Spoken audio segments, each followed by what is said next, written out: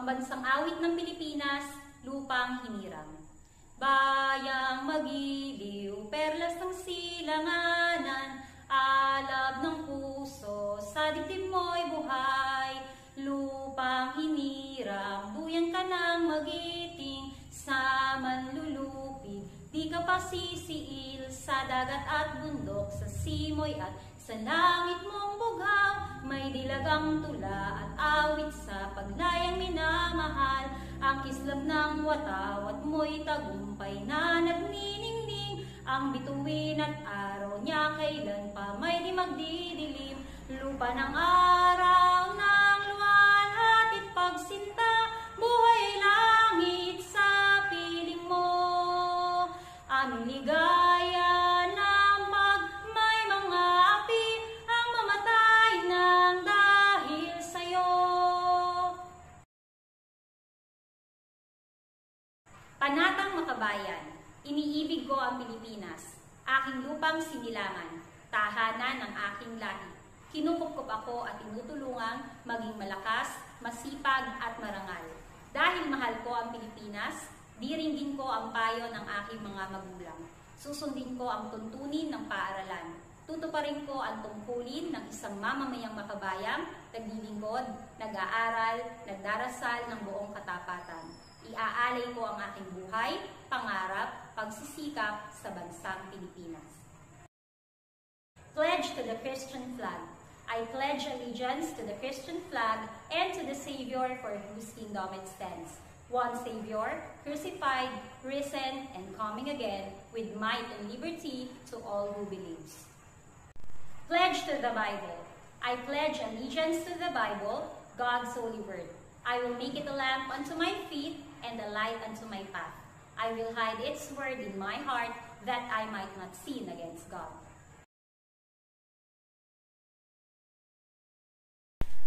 Good morning, Sisi John. Welcome ulit sa ating morning devotion.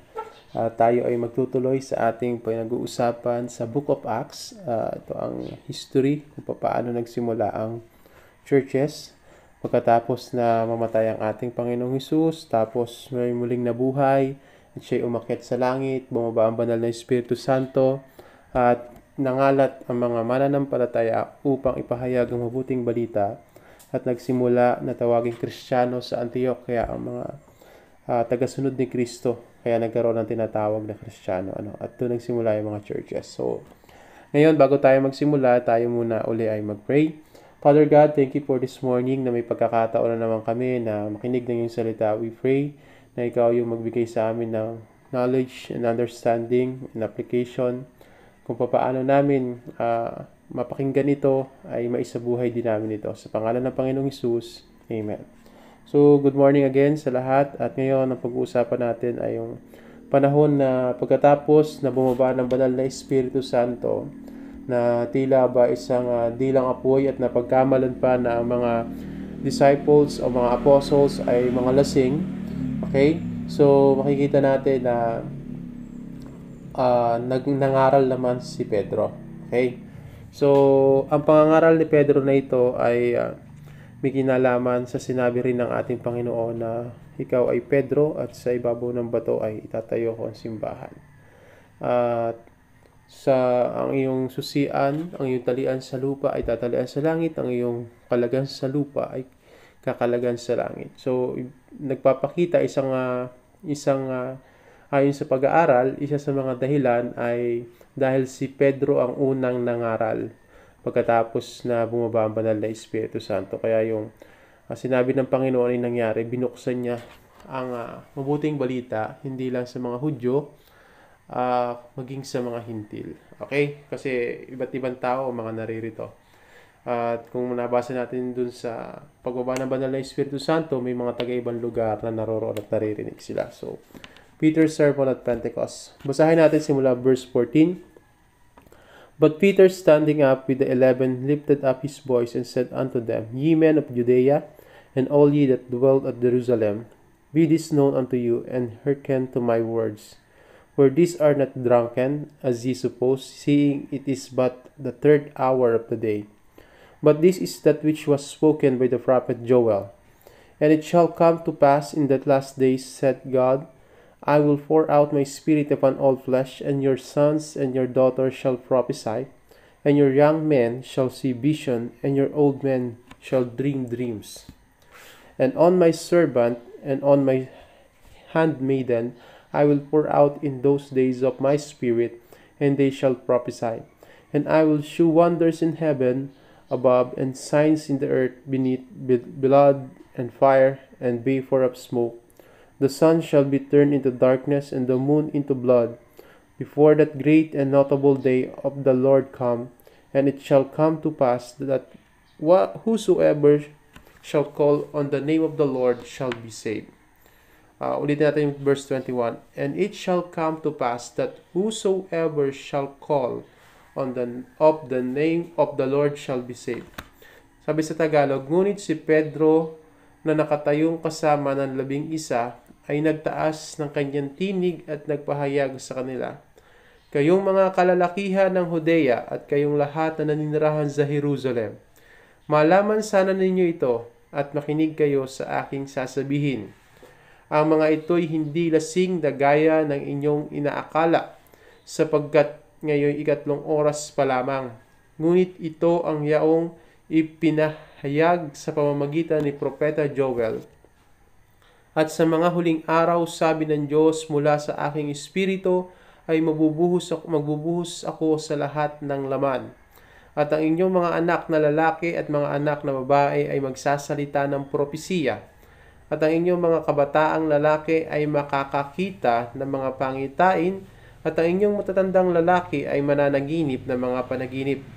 Maging sa aking mga aliping lalaki at mga aliping babae sa mga araw na iyon ay magbubuhos ako mula sa aking espiritu, at sila'y magsasalita ng propesiya.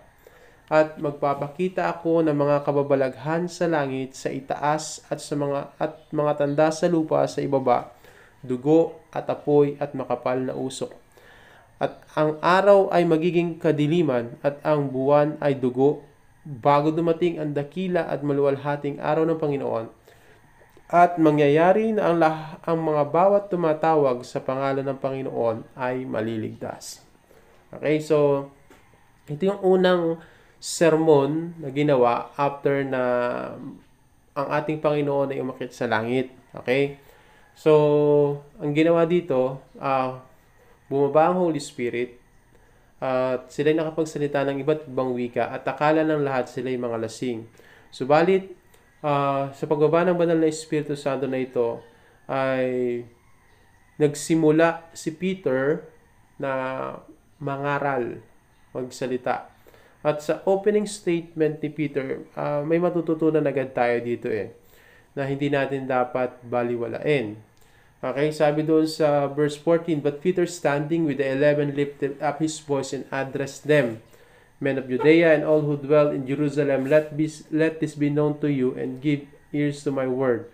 For these people are not drunkard, as you suppose, since it's only the 3rd hour of the day. So akala kasi nila lasing. But this is what uttered through the prophet of Joel. So, masanin niyo yung verse 16. Okay? Sabi sa verse 16, ngunit ito yung ipinahayag sa pamamagitan ng propeta Joel.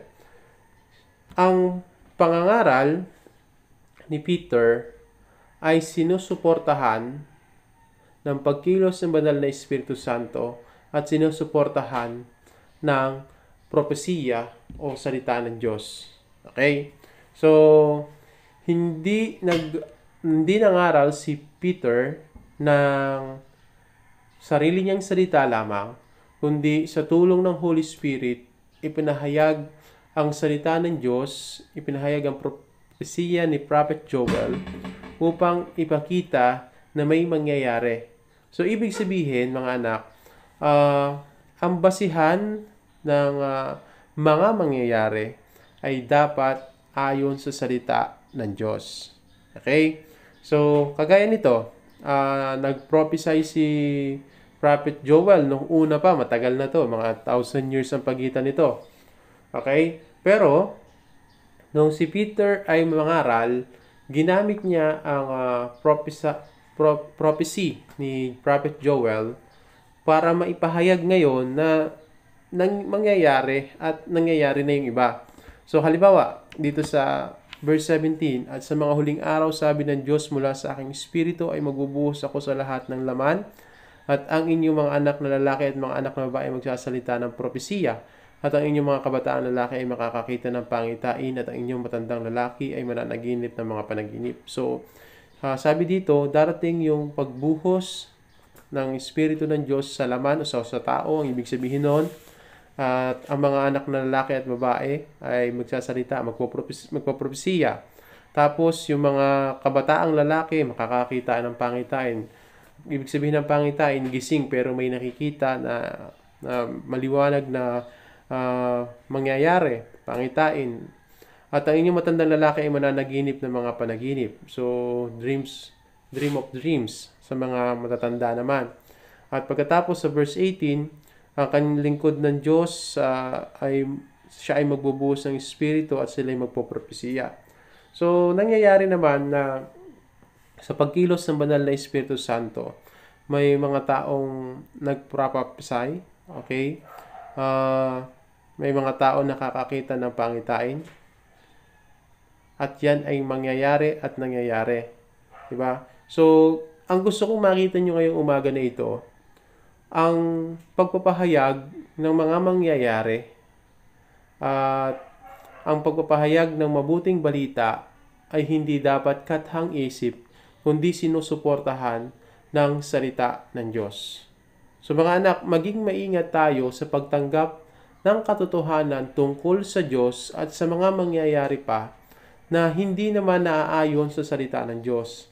Kasi si Apostle Peter ay naging maingat sa kanyang pagpapahayag na ang mangyayari pa ay nakabase sa propesiya o nakabase sa sinabi na ng Diyos sa mga tao, pinahayag, revelation ng God sa tao. Kaya hayaan natin na kagaya ni Peter, ang basihan natin ng mga mangyayari ay ang salita ng Diyos. Okay? Ang salita ng Diyos. Kasi mapapansin nyo dyan sa mga susunod na verse, may mga mangyayari pa, may mga tanda pa na lalabas, dugo, apoy, makapal na usok, tapos magiging kadiliman at ang buwan, dugo, bago dumating ang maluwalhating araw ng Panginoon, bago dumating ang Panginoon. So, makikita ang sign na ito bago dumating si Lord. Si Lord ay babalik. Okay? Pero, tandaan natin ito, mahalaga yung verse 21, at mangyayari na ang bawat tumatawag sa pangalan ng Panginoon ay maliligtas. So, kung tatawag tayo sa pangalan ng Panginoong Hesus, tayo ay maliligtas. Kung mapapansin nyo yung Panginoon sa pagkakasulat ay malaking letra ang Panginoon kasi tinutukoy nito ang Panginoong Hesus. Kung tayo'y tatawag sa pangalan ng ating Panginoong Hesus, tayo'y maliligtas. Okay? Kung naaalala nyo pa yung ating napag-aralan sa Matthew chapter 5, na sinabi ng ating Panginoong Hesus na pumunta siya rito para hindi sirain ang kautusan, kundi ito pa rin ito. Sapagkat hindi lilipas ang salita ng Diyos na hindi ito mangyayari. Walang mawawala kahit isang tuldok. Okay? Kaya nung nagturo si Peter, ito ay gumamit siya ng salita ng Diyos. Sapagkat hindi lilipas ang salita ng Diyos na hindi mangyayari. Kaya kung gusto mo ng isang bagay na hindi mawawala, ang salita ng Diyos ay hindi maluluma at hindi mawawala kahit kailan. At habang ikaw ay nagbabasa ng salita ng Diyos, habang ikaw ay nakikinig ng salita ng Diyos, at nakikilala mo ang Panginoon, at ikaw ay tumawag sa Panginoon, ito yung totoo, ikaw ay maliligtas. Okay? At mangyayari na ang bawat tumatawag sa pangalan ng Panginoon ay maliligtas. Kung hindi mo kilala ang Panginoong Hesus at wala kang magandang relasyon sa Kanya, hindi mo siya tinanggap bilang Panginoon at tagapagligtas, hindi ka maliligtas. Yun yung totoo. Okay, maliwanag naman yan sa Biblia, madadaanan uli natin yan. So ngayong umaga, tandaan natin na kung gusto nating makita ang mangyayari sa pamamagitan ng salita ng Diyos, at kailangan natin tumawag sa pangalan ng Panginoong Hesus upang tayo maligtas. Mga anak, dito nagsimula si Peter sa kanyang sermon. Bumalik siya sa prophecy ni Prophet Joel. Hindi niya hinayaan na magsalita siya ng para sa kanya lang, kundi sinusuportahan ito ng salita ng Diyos. At ipinakilala niya na kailangan nating tumawag sa pangalan ng Panginoon upang tayo ay maligtas. Tayo manalangin. Panginoon, maraming salamat po sa umaga na ito. Pagpalain mo po ang bawat isa ng pananampalataya na makilala ka nila ng lubusan, na sila'y dumating o humantong sa pagkakilala sa iyo at sa paglakad sa katotohanan. Sa pangalan ng Panginoong Hesus, pagpalain mo po ang bawat isa. Sa kanilang exam ngayon, ay hayaan mo, Panginoon, na yung mga natutunan nila ay maisagot nila ng tama. At hayaan mo rin po, Panginoon, na ang mga teachers, ang mga parents ay patuloy mong pagpalain. Sa pangalan ng Panginoong Hesus, Amen. Magandang umaga po sa lahat at pagpalain kayo ng Panginoon.